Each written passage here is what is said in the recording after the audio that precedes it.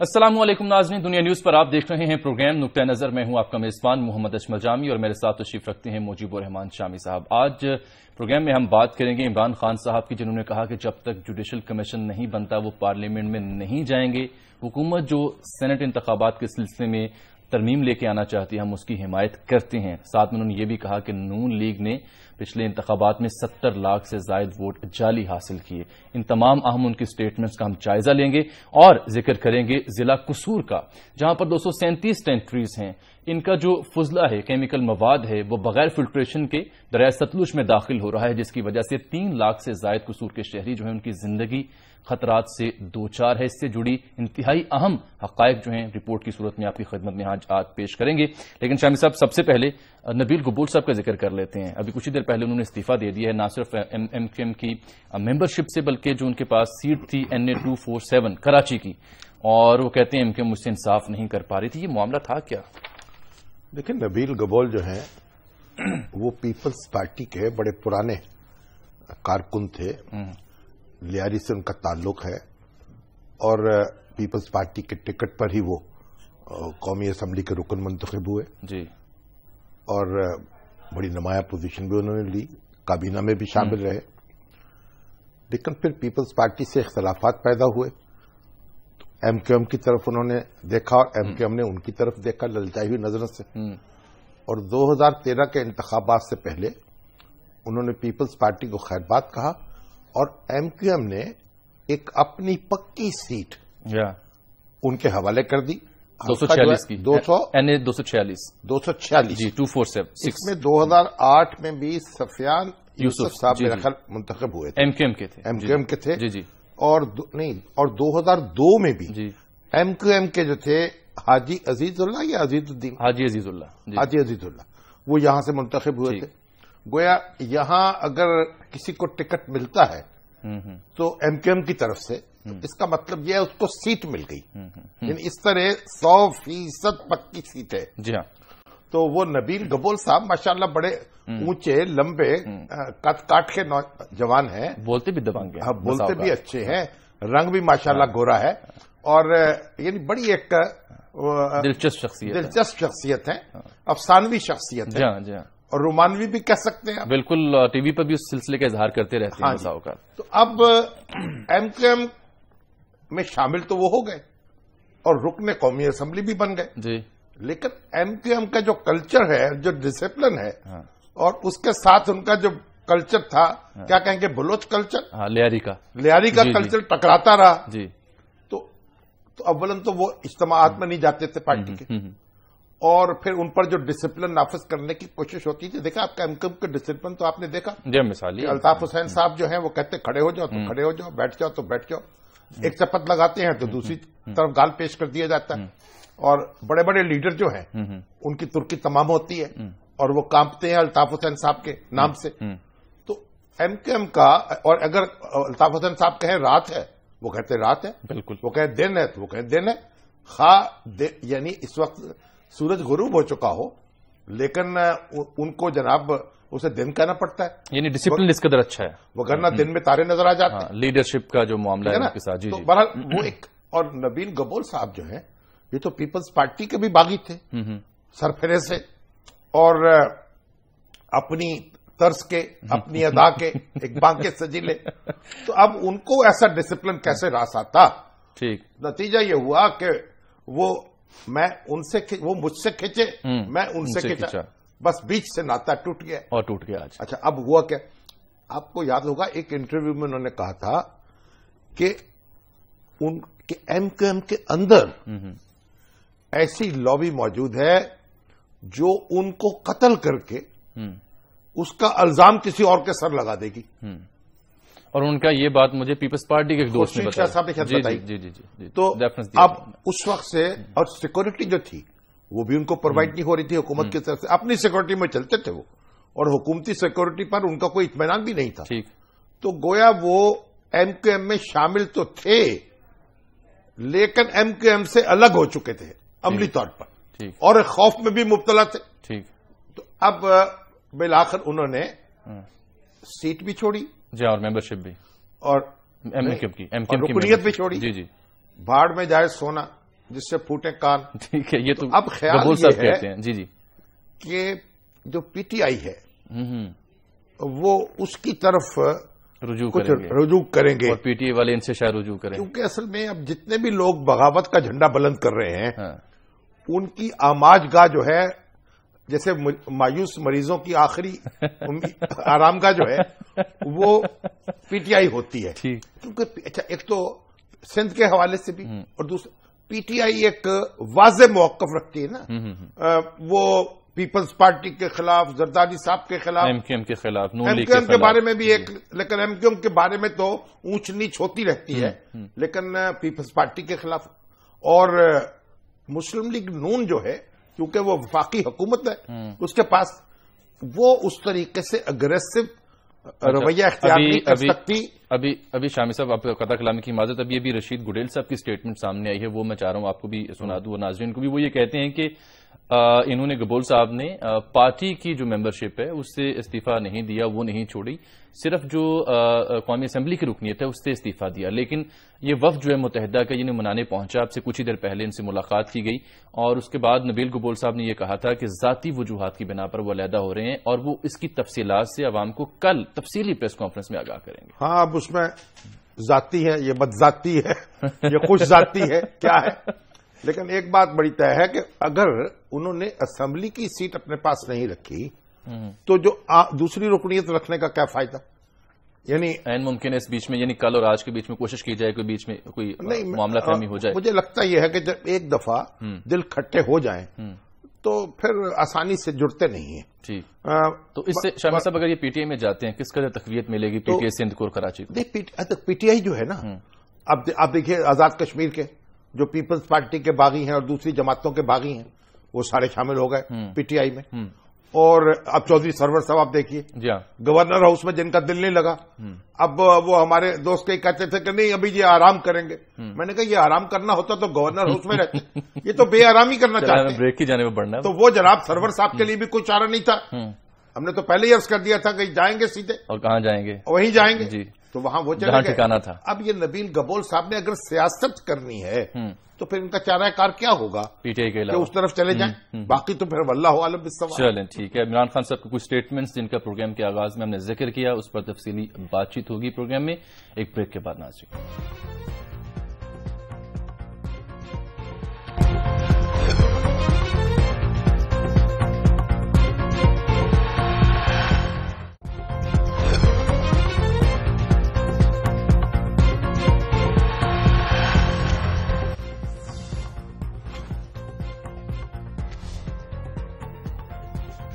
Welcome back. ابھی آپ نے خبر دیکھی معین خان صاحب کے بارے میں, چیف سلیکٹر ہیں ٹیم کے, اور یہ واحد چیف سلیکٹر ہیں, کل بھی ہم نے ذکر کیا, جو قومی ٹیم کے ساتھ ٹریول کر رہے ہیں, ورلڈ کپ کے دوران موجود ہیں. کسی اور ٹیم کے اسکواڈ کے ساتھ چیف سلیکٹر ٹریول نہیں کر رہے. کسینو میں وہ گئے یا نہیں گئے یہ ان کا ذاتی معاملہ, لیکن اب انہیں واپس بلا لیا گیا ہے اور عین ممکن ہے کہ وہ اپنے عہدے سے بھی استعفیٰ دے دیں. ذاتی معاملہ نہیں حضور کسینو میں جانا, یہ بھی معاملہ جو ہے اجتماعی ہے. ٹھیک ہے, جب لوگ ذمہ دار لوگ جاتے بالکل ٹھیک کہہ رہے ہیں, تو ان کو آپ بالکل آزاد نہیں چھوڑ سکتے. تو ہمارا موقف جو کہا تھا شام سے اس کی تائید آج درست ہے. اور دوسری بات یہ دیکھیے, جو سلیکٹر ہے نا, یہ چیف سلیکٹر جو ہے وہ تو ایک جج کی طرح ہوتا ہے نا, بالکل, جس نے اپنا ایک کام کرنا ہوتا ہے جوڈیشیسلی, جی, اور اس کا کام ختم ہو جاتا ہے ٹیم کی سلیکشن کے بعد. ٹھیک ہے, اور اگر کوئی خلا پیدا ہو تو پھر وہ سلیکٹ کرتا ہے. ٹھیک ہے, تو اس کا رابطہ کھلاڑیوں کے ساتھ یا کھلاڑیوں کے متعلقین کے ساتھ یا ان کے متاثرین کے ساتھ, یہ بالکل اس منصب کے تقاضوں کے خلاف ہے. بالکل ٹھیک. تو معین خان صاحب جو ہیں,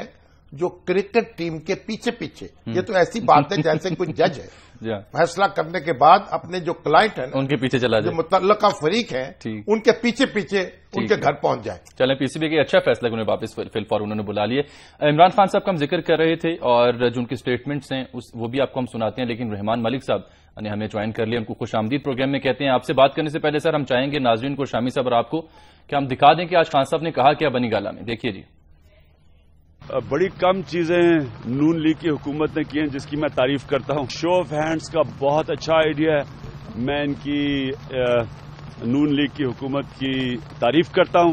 جلدی سے اس کو عمل میں لانا چاہیے. یہ نہ ہو کہ بس اناؤنس کر دیا اور اس کے بعد پھر وہی ہارس ٹریڈنگ شروع ہو جائے. पार्लियामेंट तो हम कभी भी नहीं जाएंगे जब तक जुडिशल काउंसिल नहीं बनती। कोई गलत फहमी में ना रहे। अगर ये समझिए इमरान खान पीछे हट गया, इमरान खान को आप फिर सड़कों पे देखेंगे, वो आजादी बस को फिर सड़कों पे आप देखेंगे। ये ज्यादा दूर नहीं है।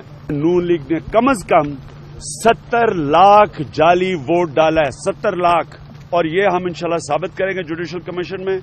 और 2015 इंशाल्लाह इलेक्शन का साल होगा। 2015 पे इलेक्शन का साल है शामिल साहब? हाँ जी, वो कहते हैं कि 2015 को ही इंतखाबात करा देंगे, यानी इसी साल धांधली साबित करके अच्छा हुकूमत की छुट्टी कराएंगे। क्योंकि नवाज शरीफ साहब कह चुके हैं अगर धांधली साबित हो जाए तो उधर छोड़ देंगे। लेकिन अब मसला ये है कि शो ऑफ हैंड्स के जरिए सेनेट का इलेक्शन तो कराने पर हुकूमत ने रजामंदी जाहिर कर दी। इसका फायदा भी इमरान खान साहब को पहुंचेगा केपीके कि में सारा झगड़ा जो है वो केपीके में है या फिर कुछ बलोचिस्तान में। ठीक, मुस्लिम लीग नून पंजाब में और पीपल्स पार्टी सिंध में इस शो ऑफ हैंड्स से बाला हो चुकी हैं। उनका तयशुदा मामला, उनका मामला तयशुदा है। ठीक है। और यहाँ कोई मंडी भी नहीं लगी हुई। बिल्कुल ठीक। अच्छा, अब सवाल यह है कि वो असेंबली में नहीं जाएंगे। हाँ, वो कहते हैं तरमीम हम चाहते हैं लेकिन असेंबली में नहीं जाएंगे। असेंबली में उस वक्त जाएंगे जब जुडिशल कमीशन बन जाएगा। ठीक। अब हमारे रहमान मलिक साहब उन्होंने हमें यह खबर दी है कि वो जुडिशल कमीशन के हवाले से बड़ी पेशरफ्त हो चुकी है। ठीक है, और हमारे साथ मौजूद और इसाक डार साहब को वो खत लिख चुके हैं और 3 दिन के अंदर इसका जवाब आ जाएगा। ठीक, यानी फरीकैन आगे बढ़ गए हैं, पीटीआई और मुस्लिम लीग नून। कोई राह निकल सकती है कि और तरमीम से रहमान पहले? मलिक साहब ने बीच में से एक राह निकाल ली है। अच्छा, तो अब देखने की बात यह है कि क्या तेज रफ्तारी से ये कमीशन बन सकता है ताकि कमीशन बन जाए, इमरान खान साहब असेंबली में पहुंचे और असेंबली की जो 22वीं तरमीम जो है असेंबली में मंजूर हो जाए और रहमान मलिक साहब भी खुश हो जाएं और इमरान खान साहब भी खुश हो जाए। रहमान मलिक साहब हमारे साथ मौजूद हैं। अस्सलाम वालेकुम मलिक साहब। जी, जामी साहब। मलिक साहब ये बताएं, आपका वो लास्ट वाला काफिया बहुत मिलता है और आपकी जोड़ी भी अच्छी लगती है। बहुत शुक्रिया मलिक साहब। काफिया तो आपके भी बहुत से मिलते हैं, लेकिन 12 जामी साहब, शायद मेरा दुनिया को जरूर बताऊंगा कि हम जब कभी जवान थे, कभी पढ़ते थे, तो हमारा वास्ता कभी एक फ्लैट में होता था जिसे हम 120U कहते थे। क्या बात है जनाब। जहाँ फजाज मीर साहब तो आपके जनाब रूममेट हैं। अभी भी हम याद करते हैं जब इकट्ठे होते हैं आपको, और आपकी सुहानी यादें जो है हमारे दिलों में है। तो याद आया मुझे सर, मलिक साहब आज आप मुझे सुन रहे हैं तो आपका शुक्रिया भी अदा करते हैं। आपकी टाई हमें मिल गई थी मुझे तोहफतन और मैंने पहनी भी और आपकी तारीफ भी की और शामी साहब ने भी। मैंने कहा कि मलिक साहब जो हैं उन्होंने जामी साहब को तोहफा भेजा है, हमें तो कभी याद नहीं किया, लेकिन आपको टाई पहने का भी देखा नहीं तो आपको तो मेरा कुंभा शर्फ भेजना चाहिए। वो आपने ये तय कर रखा है कि तोहफे में सिर्फ टाई जा सकती है। चलिए हम आपको भिजवा देंगे। अच्छा मसला ये बताइए कि आपने आपने एक बड़ा अजब नुक्ता जो है वो उठाया है, और वो ये है कि जो इलेक्शन का मामला है या धांधली का मुबैना मामला है वो ना नवाज शरीफ हुकूमत के सर है, ना इमरान खान के सर है, ना पीपल्स पार्टी के सर है। वो निगरान हुकूमतें जो थी जिन्होंने इंतखाबात कराए, अगर इलेक्शन में कोई बेकायदगी हुई है तो वो जिम्मेदार है इसके, इसलिए उन्हीं को जवाबदेह होना चाहिए। जी जी। तो ये नुक्ता आपने कैसे समझ में आया और किस तरीके से पेशरफ्त हुई है?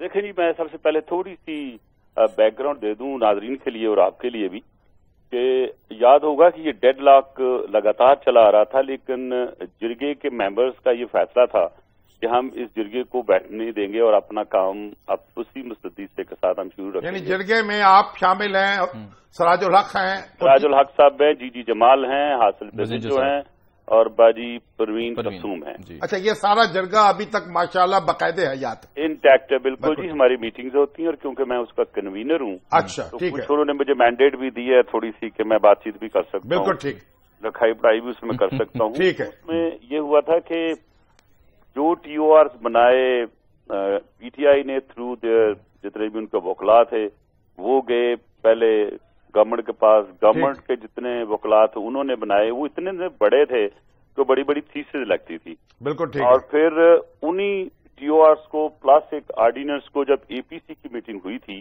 ठीक, उस वक्त वहां भी रख दिया गया। ठीक, जिससे मैंने एक नुकता उठाया कि ये तो अब बायलैटरल नहीं रहा between PTI and the government.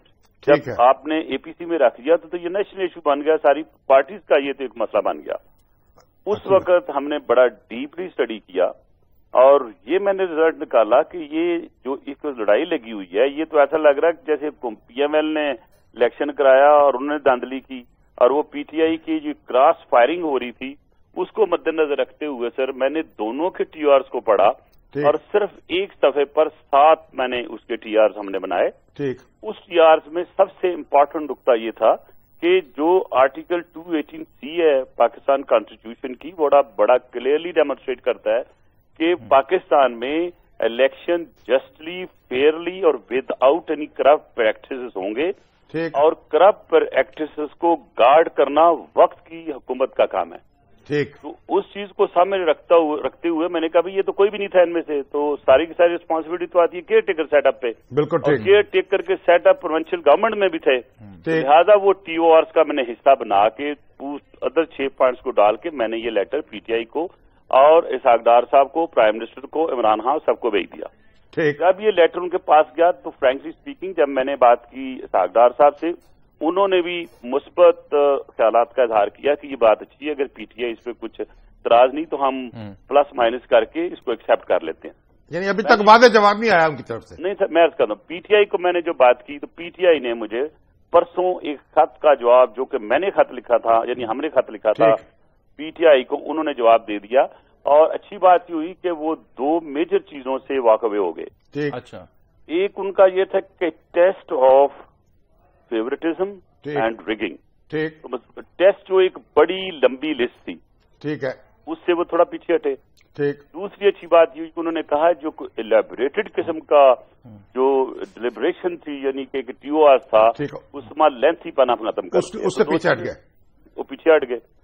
اور یہ ایک اچھی خوش آئین بات تھی. میں نے وہی خط لے کے کل یعنی پرسوں رات کو ہی لیٹر بنا کے تو میں نے ان کو دیا جا کے اسحاق ڈار صاحب کو. اسحاق ڈار صاحب نے میرے سامنے پڑھا بھی, تو وہ انہوں نے ان دونوں کی باتوں کو سامنے رکھتے ہوئے جو ایک شک تھی جو کہ پرپوزل تھی پی ٹی آئی کی کہ جو 218C کی جو شک ہے اس کو شامل کر لیں جو 7 پوائنٹ ہے تو یہ 8واں پوائنٹ ہو گیا. تو ہم نے اس کو 2C میں ڈال کے تو اس میں ڈال کے تو میں اسحاق ڈار صاحب کو دیا. اسحاق ڈار صاحب نہیں پڑھا, انہوں نے کہا جی بڑی معقول تجویز ہے, اس میں ifs اینڈ buts اور کچھ ہو وائی کر کے ہم اس کو کنسیڈر کر لیتے ہیں. لہٰذا کیونکہ اسحاق ڈار صاحب نے ایک نمائش ہے اس میں وہ انہوں نے جانا 3 دنوں نے کہا 3 دن کے بعد ہم انشاءاللہ اس کا جواب دے دیں. اچھا نہیں ملک صاحب یہ بتائیے کہ اب اگر 3 دن میں آپ دیکھ سکتے ہیں کہ 3 دن میں اتفاق ہونے کا امکان ہے؟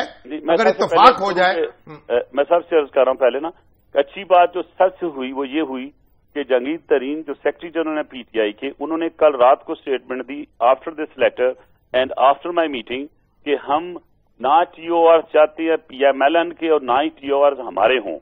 ہم چاہتے ہیں T O R according to the constitution جو کہ میں نے ان کو بات کی. ٹھیک ہے, آپ نے جو تجویز کی وہ تجویز ان کو قبول ہے, لیکن میں صرف یہ بتا دوں کہ ان میں تجویزوں میں بہت سی تجویزیں جو تھیں پی ایم ایل نے بھی دی ہوئی تھی, پی ٹی آئی نے دی تھی, لیکن ان کی کنسالیڈیشن جو تھی وہ پراپر نہیں تھی اور ایک فوکس نہیں تھا.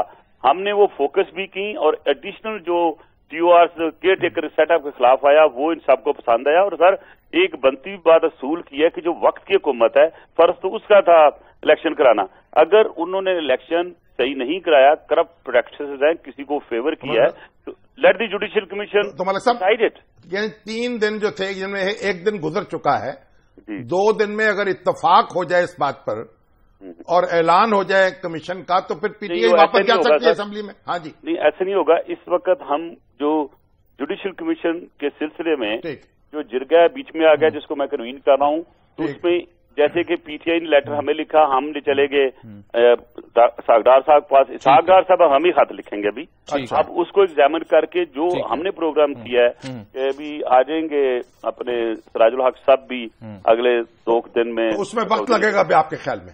تو نہیں, میں سمجھتا ہوں کہ اس لیٹر کے آنے کے بعد ہمیں 1-2 دن چاہیے ہوگا کہ ہم اس کو اچھی طرح اسٹڈی کریں, اس کی اسکروٹنی کر کے اس کو اس فارمیٹ میں لے آئیں کہ دونوں کے لیے قابل قبول ہو. مثال کے طور پر ہو سکتا ہے کوئی چھوٹی موٹی ایڈیشن کریں اسحاق ڈار صاحب, تو نیچرلی ہمیں ان کو بھی لے کے اپنے کانفرنس میں لینا ہوگا.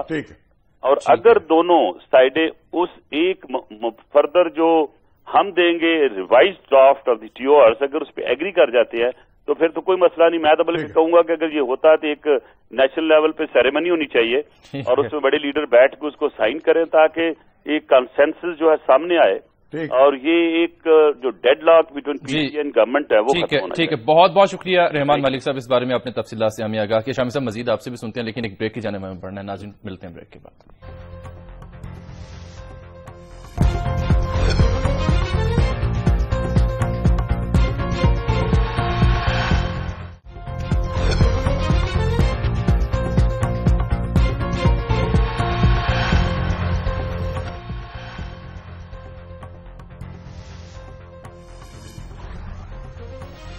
ویلکم بیک ناظرین. تو رحمان ملک صاحب نے جی تفصیل سے معاملہ بیان کر دیا کہ ان کی ایفرٹس کیا ہیں, لیکن میں یہ سمجھ رہا تھا کہ اگر تیزی سے کام کیا جائے اور رحمان صاحب کے بقول اگر فریقین اتنا قریب آ چکے ہیں ایک دوسرے کے کہ وہ جرگے کی تجاویز کو مان سکتے ہیں اپنے اپنے موقف سے تھوڑا پیچھے ہٹ کر یا آگے بڑھ کر, تو پھر وہ جلدی سے کام اگر ہو جائے تو ایک قومی مفاہمت کا دن بھی منایا جا سکتا ہے اور یہ اسمبلی میں آ کر وہ 22ویں ترمیم بھی پاس کر سکتے ہیں. اس سے ایک ماحول خوشگوار ہو جائے گا. ٹھیک ہے, اب دیکھتے ہیں کہ اتنی تیزی سے یہ کام ہوتا ہے کہ وہ جو خان صاحب نے کہا کہ ووٹ جو ہیں 70 لاکھ کم از کم جعلی ملے ہیں نون لیگ کو, اس پر آپ کیا اصل میں یہ خان صاحب بار بار یہ بات دہراتے ہیں اور ان کا کہنا یہ ہے کہ 2008 کا الیکشن تھا نا, دیکھیے اس میں مسلم لیگ نون کو ووٹ ملے تھے کوئی 68 لاکھ. جی ہاں اتنے ہی ہیں بالکل, اور اب کی بار کوئی 5324. جی جی ٹھیک ہے نا. ٹھیک, لیکن اس کو ووٹ ملے ہیں اس الیکشن میں 2013 میں 1,48,74,108. ٹھیک ٹھیک. تو یہ کہتے ہیں کہ مسلم لیگ نون نے ایسا کون سا تیر مارا تھا جو اضافی ووٹ 70 لاکھ جس کی وجہ سے اس کو یہ 70 لاکھ سے بھی میرا خیال زیادہ ہی ووٹ مل گئے ہیں. جی جی. اب لطف کی بات یہ کبھی اس کا بہت تفصیل سے انالیسس بھی کریں گے جی انشاءاللہ, لیکن ابھی صرف ایک نقطہ کافی ہے کہ مسلم لیگ کاف جو ہے اس نے ووٹ لیے تھے 2008 کے الیکشن میں 2008 کے الیکشن میں اس کے ووٹ تھے 80 لاکھ جی 7,218 اور وہ 2013 میں میسیولی ڈیکریز اور 2013 میں مسلم لیگ کاف جو ہے اس کے ووٹ ہو گئے 14,09,905. ٹھیک ٹھیک. گویا مسلم لیگ کا جو مجموعی ووٹ تھا جو مسلم لیگ نون اور کاف میں وہ تقریباً وہی ووٹ تھا کوئی 1.5 کروڑ ووٹ کے لگ بھگ, یعنی 1 کروڑ سے 50 لاکھ سے اوپر کا ووٹ. ٹھیک ٹھیک. تو 2008 کے الیکشن میں اس کی بڑی تعداد جو تھی مسلم لیگ کاف کی طرف تھی اور 2013 کے انتخابات میں وہ جو ٹلٹ تھا وہ مسلم لیگ نون کی طرف آ گیا. کہتے وہ ہماری طرف تھا. مسلم لیگ کاف کے ووٹ ختم ہوئے اور مسلم لیگی جو تھے کاف والے وہ نون لیگ میں واپس چلے گئے. ٹھیک ہے, یا اس کی طرف رجوع کر لیا. اس پر تفصیل سے کسی پروگرام میں کریں گے, لیکن یہ آپ ایک نقطہ یہ سمجھنا چاہیے کہ جب 70 لاکھ ووٹ اضافی آئے ہیں یا اس کے زیادہ یا اس کے کم, وہ اس طریقے سے آئے. مسلم لیگ کاف کے ووٹ تھے جو مسلم لیگ نون کو ٹرانسفر ہوئے ہیں. ٹھیک ہے. اور مسلم لیگ نون کے جو پرانے ووٹ تھے 2008 میں وہ مسلم لیگ کاف کی طرف چلے گئے تھے. بالکل. مسلم لیگ تو ایک برآمدے کی طرح ہے نا. ٹھیک ہے. ہاں, ادھر سے ادھر سے ادھر ووٹ ہوتے رہتے ہیں. ٹھیک ہے. یہ ایک بات خان صاحب کو اس بات پر بھی غور کرنا چاہیے. ٹھیک. قصور کا ذکر کر لیں سر اب. ہاں جی. قصور کے شہری جو ہیں وہ ایک بار پھر سے انتہائی زیادہ خطرات کا شکار ہیں. 3 لاکھ سے زائد قصور کے شہری ہیں جن کی صحت کو انتہائی لیتھل قسم کے تھریٹس ہیں انہیں درپیش ہیں. مہلک قسم کی کے خطرات ہیں. ہاں, اگر ہم اس کا ترجمہ کر دیں تو مناسب ہوگا. تو شامی صاحب میں چاہتا ہوں اس پہ پہلے رپورٹ دیکھ لیں اور پھر اس معاملے کو آگے لے کر چلتے ہیں. رپورٹ دیکھیے سارے معاملے پر.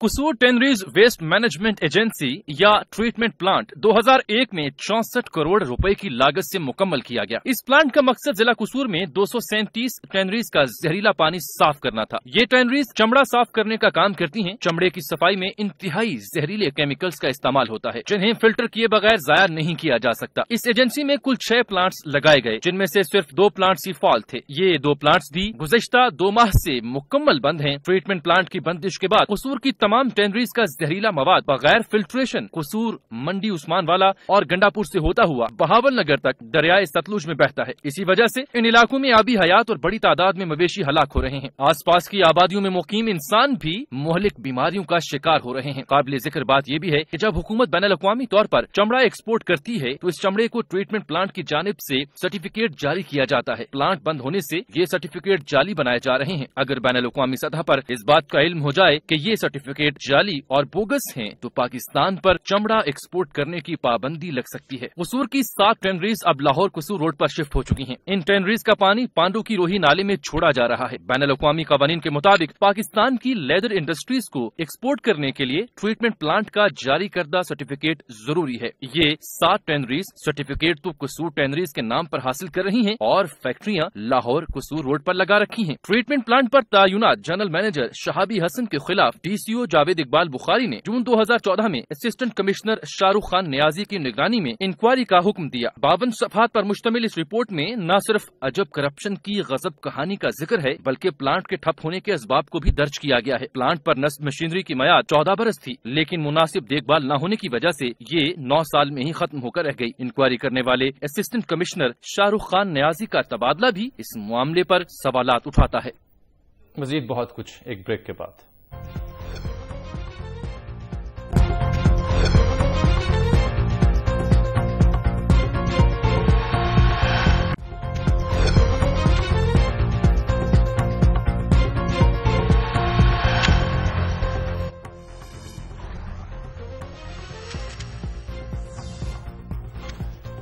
वेलकम बैक नाज़रीन। शामी साहब, ब्रेक से पहले अपनी रिपोर्ट देखी जो हमने तैयार की कसूर की टैनरीज के हवाले से और ट्रीटमेंट प्लांट के हवाले से, और इस पर बात करने के लिए अदनान अरशद औलख साहब हैं, DCO कसूर जो अभी हैं वो भी मौजूद हैं। लेकिन मैं नाज़रीन को आपको भी बताता चलूं कि आज मेरी बात हुई थी, ये जो साहब हैं शाहरुख खान नियाजी, ये किसी जमाने में कसूर में असिस्टेंट कमिश्नर थे और इन्होंने कुछ इंक्वायरीज की रिपोर्ट बनाई और ये कहते हैं इन पर सियासी प्रेशर भी था और इनकी गाड़ी पर अटैक भी हुआ, FIR भी दर्ज हुई। आज मैंने उनसे बातचीत की, उन्होंने अहद किया कि वो बातचीत करेंगे, लेकिन अभी उनका नंबर बंद जा रहा है। मुझे नहीं मालूम उन्होंने अब प्रोग्राम में शामिल होने से आखिर क्यों ये इनकार किया नंबर बंद होने की सूरत में। नजरसानी कर ली होगी ना अपनी राय पर मैं भी, लेकिन ये देखें ना अदनान अरशद औलख साहब तो मौजूद हैं। इनकी तो फिर पेशेवर, इनकी तो जिम्मेदारी है कि वो वजाहत करें। हाँ, ये अदनान अरशद औलख साहब। अस्सलाम वालेकुम DCO साहब।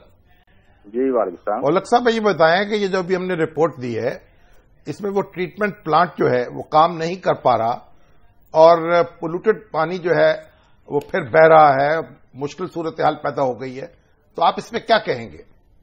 जी, बेसिकली ये है कसूर टैनरीज पोल्यूशन कंट्रोल प्रोजेक्ट। ठीक। ये जब इसका एग्जैक्ट डिजाइन हुआ था 12,600 क्यूबिक मीटर की कैपेसिटी के ऊपर। ठीक। अब ये उससे फ्लो उसका डबल हो चुका है। 272 हमारे यहाँ टैनरीज अब लग चुकी हैं, जबकि उस वक्त जब ये लगी उस वक्त 200 के करीब टैनरी। ठीक। दूसरा ये है कि इसकी जो मशीनरी थी वो 2001 में ये यूनिडियो के तावन से लगा था 424 मिलियन रुपीस के फंड के साथ।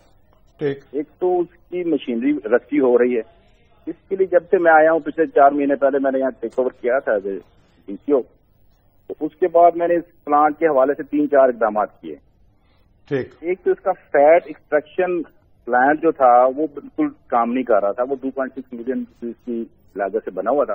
ठीक। जिसकी वजह से लोग प्राइवेटली अपनी कड़ाहियों में ये फैट एक्सट्रैक्ट करते थे इसके खालों से, इन चर्बियों का, जिसकी वजह से पोल्यूशन का प्रॉब्लम बहुत था। वो 22 कड़ाही लगे हुए हैं हमारे। ठीक। नहीं, मैं आपको मतलब अब आप देखें अब इसको किस पोजीशन में है इस वक्त, अब कैसे इसकी मरम्मत होगी, कैसे इसकी तौसीह होगी? हाँ जी, मैंने अभी इसके 2 तरीके किए हैं। एक तो हमने इसकी थर्ड पार्टी इसकी इवैल्यूएशन करवा रहा हूं मैं, बल्कि उसके टेंडर होके हम दे चुके हैं ये थर्ड पार्टी मॉनिटरिंग के लिए। ठीक हो गया।